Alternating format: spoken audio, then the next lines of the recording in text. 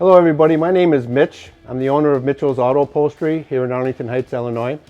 And I've been asked by Motorworks of Barrington to help them restore the 1972 Porsche 911T that they are entering into the Porsche dealership show.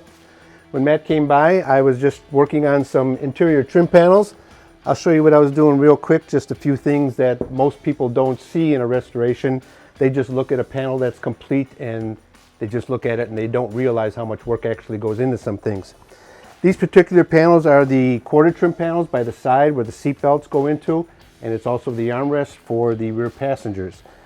This panel I had already taken apart, and what the problem was with this panel is that there was a plastic flange here that was totally broken off and destroyed. Looked very similar to this flange, which I have already straightened out. It was just cracked. I warmed it up, and what I did was I just got it back into shape so that it can be reused, and when I reupholster this piece, it'll all be covered and you'll never know that I did anything.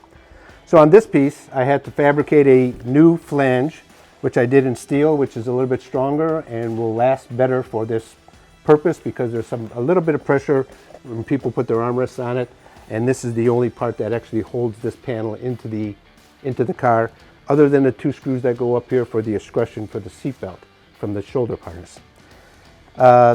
Also on this part of the plastic here was completely broken away. So what I did was I just fabricated a panel, glued it down in here to secure it, to get it into place so it fit properly, and then just secured it down with some staples to hold everything in place so that when the armrest is flexing it, it's not going to bow the cardboard and the cardboard pop away. It'll all stay in place.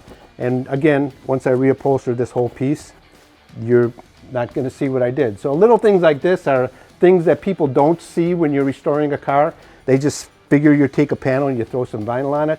It's a little more complicated than that, and that's the part of things that I like, is taking something that is no longer available and garbage and making it useful and work again for a car.